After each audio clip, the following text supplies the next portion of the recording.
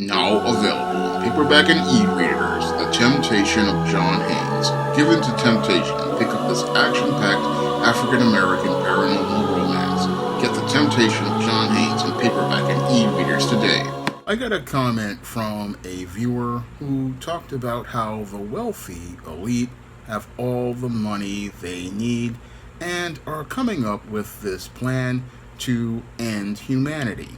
Now, this isn't the first time I've heard this conspiracy theory presented to me,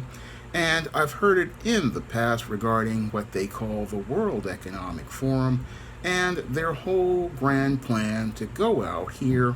and so-called cull humanity down to about 500 million people in order to have their so-called new world order. Now, according to some conspiracy theorists, many believe the elite have all the money they would want, and they don't need any more so-called useless eaters to be a part of their world. Now, the big hole in this whole theory, as related to the viewer who made that comment, was about how these wealthy elite have all the money, but there's a big hole in that whole theory, and that is, will that money continue to have the same value if you take the lives of all the people in the world who you consider to be useless eaters? Critical question many of these so-called elitist and conspiracy theorists really haven't thought about, because money only has value if there is a demand for it. Moreover, wealth only has value if there are individuals who are interested in acquiring all of those fixed tangible assets, because what gives money and wealth value is the fact that there are a large supply of people who are demanding that money and those assets. That is what gives these items value overall, and this is the thing that flies over the heads of those conspiracy theorists and those elitists who believe that they don't need all of those so-called useless eaters to be a part of their so-called perfect society. Because without those people going out here looking to go out and work to try to aspire to get those items that are out there that have to give them value, then those items would not have any value at all. $1 billion doesn't have much value if there are not many people out here to give it value, and fixed tangible assets don't really have value if there are no people out there to want to acquire them or give them any value by going out here and making demands for them due to there being a large amount of people. It is the large population of people that makes fixed tangible assets scarce, and it is a large population of people that make a lot of money valuable, because it's those in that large population that gives these items their value overall. And this is the whole flaw in the theory that these elitists and conspiracy theorists have regarding calling humanity and going out here and thinking that they need to kill all of these people so that they can have their so-called perfect world. But their perfect world would not be a utopia. No, it would be a place that would be falling completely apart, because if you've got only 500 million people in the world, what will happen is the remaining survivors, these people's value is going to go up, because if they've got specialized skills, what they are going to do is demand higher wages for their labor. And as they demand higher wages for their labor, what these elite are going to find out is that they are not going to be as wealthy as they thought. because now you are dealing with a scarcity of skilled individuals, and that scarcity of skilled individuals is going to drive the price of labor up exponentially, and it's going to lead to you having to pay more of those billions that you have in whatever money you have, and that's going to lead to many of these wealthy elite winding up on the road to poverty. Moreover, the fixed tangible assets out here, they are going to lower in value because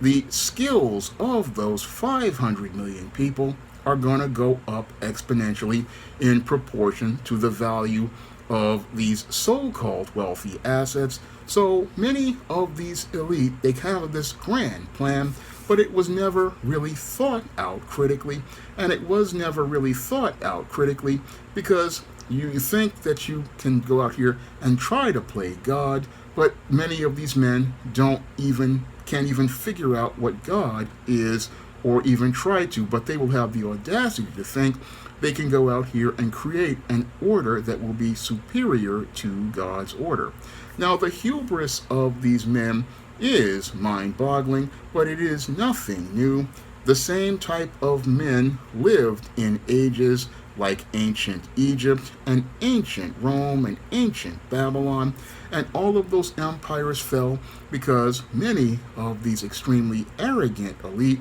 thought they would be smarter than God, and they never learned the hard lessons from the Tower of Babel. Now, with the Tower of Babel, many arrogant men thought they could build a tower to go into heaven, to go and confront God. And these men thought they could go to confront God with this tower, and they didn't understand that God, the creator of the universe, is far more powerful than an infinitesimal man, and within them trying to build this structure, he changed the languages of all men and wound up making it where their whole plan fell completely apart. And after he did this, many men have gone on to think that they were elites, thought they were going to go out here and reshape the world, but every time they would try to call themselves reshaping the world, their empires wound up falling completely apart.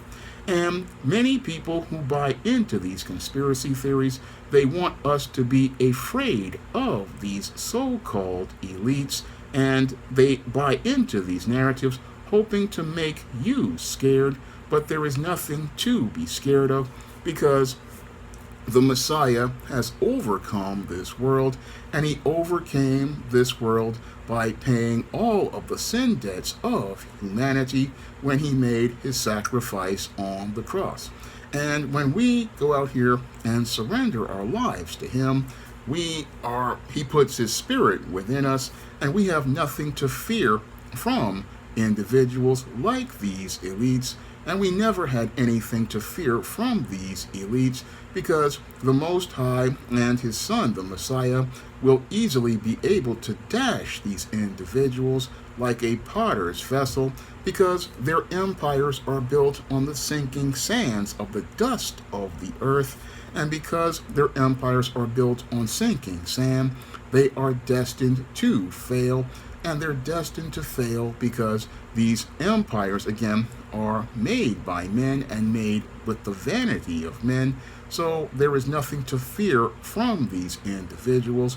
because they are just mere men, and it's just a matter of time before they wind up falling and becoming forgotten like their ancestors. Because what I see with a lot of these elites who come up with these grand plans is they never really understand where God is as related to them, and God always tears apart their plans and breaks them like wood, hay, and stubble because this is nothing to him, and their grand plans as related to trying to reshape the world always wind up falling completely apart because these elites, they have this plan to say, oh, we don't need people, when this is something that is just shows how arrogant and foolish they are, because the Most High God, he is the creator of the earth, and when he created the earth, he created the earth so that it would be here for people. And there's plenty of resources for everyone,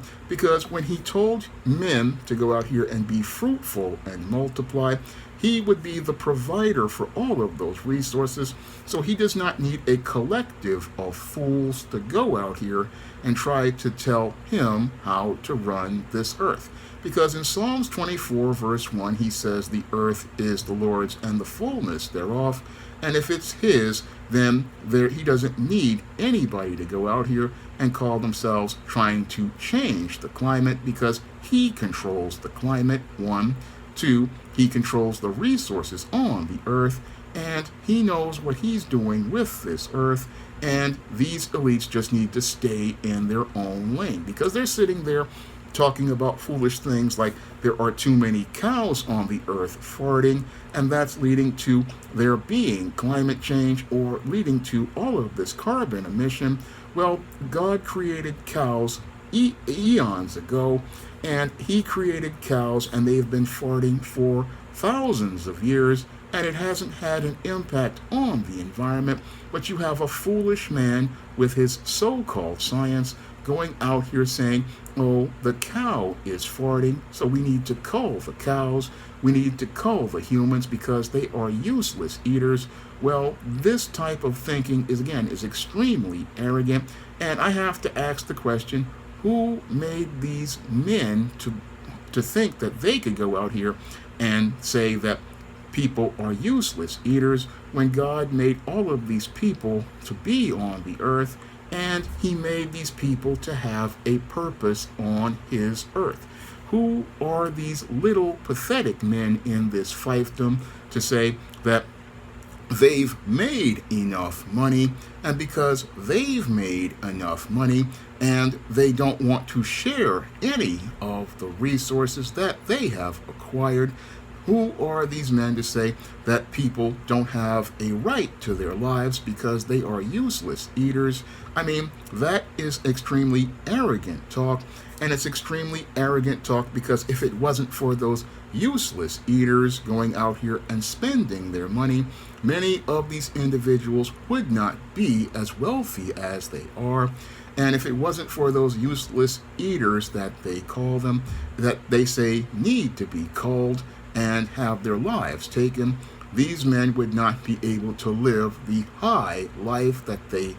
say that they are living, and they wouldn't be able to enjoy that life at all if it wasn't for those over 9 billion people who are on the earth. If it wasn't for those 9 billion people, there would be no way for these wealthy people to live. And again, they believe that they don't really need people, but the whole thing is God made those people. He made those people. He gave them free will. He gave them a right to live. And who are these elites to say a person doesn't have a right to live? Again, this is the arrogance of man, but this arrogance of man comes with the evil of wicked men, and wicked men who do not know God will go out here and believe, oh, I've made enough money, I don't need any more people in the world getting in the way of me being able to live my life,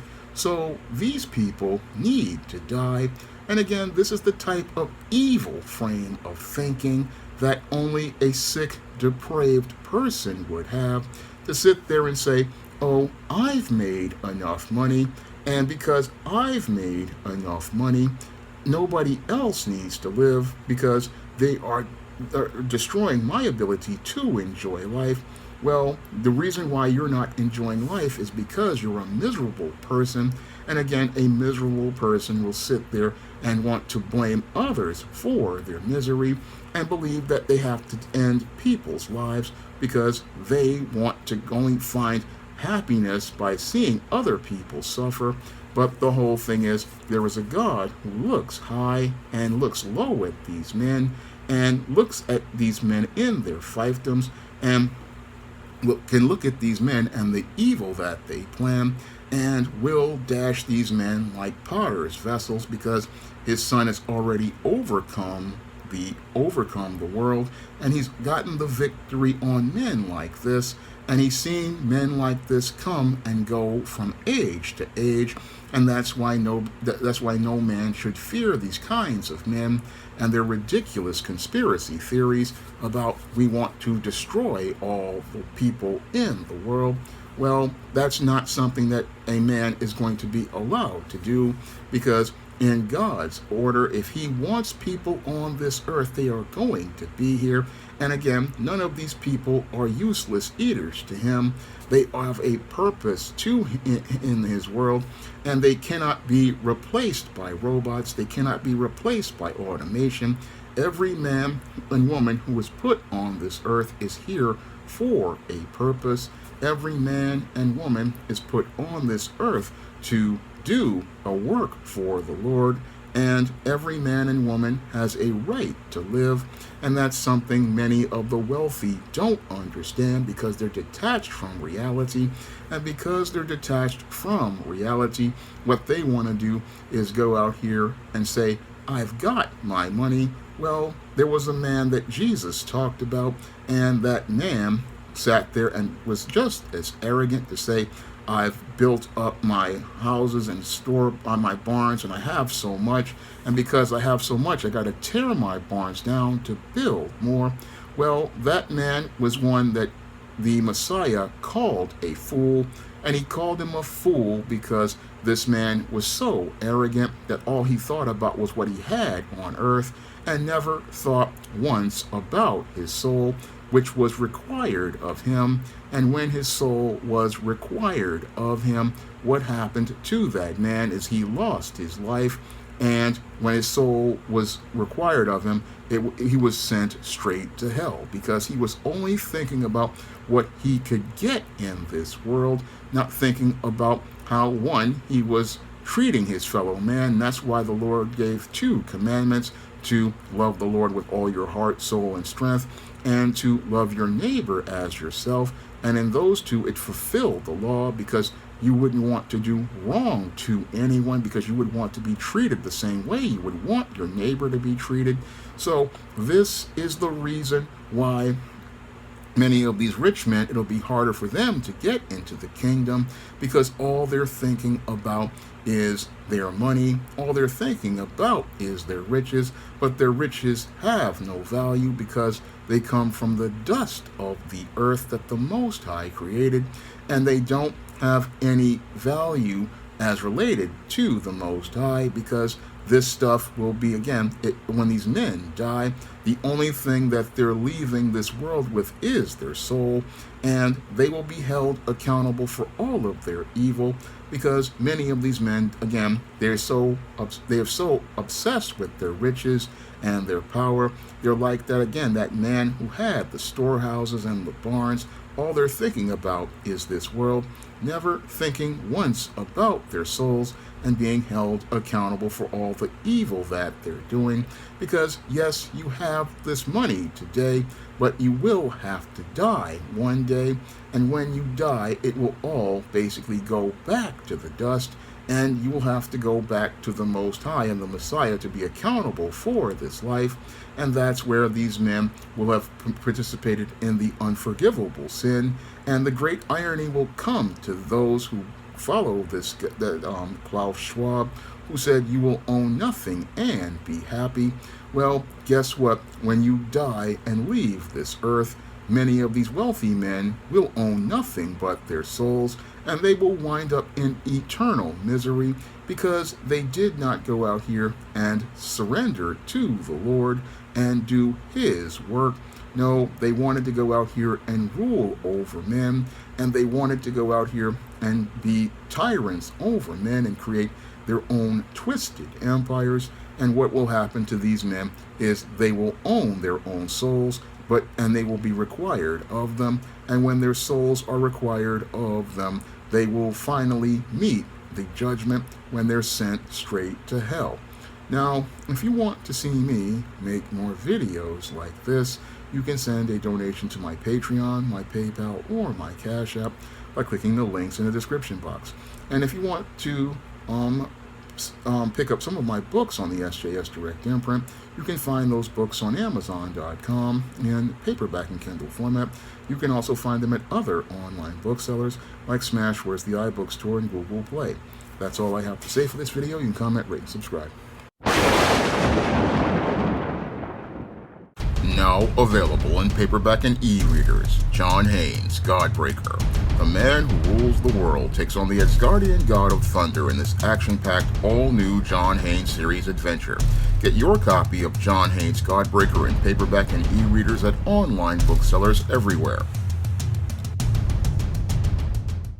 Support Black-owned and Black-operated digital broadcast media. www.niceradionetwork.com. Nice Radio Network, broadcasting 24 hours a day, 7 days a week.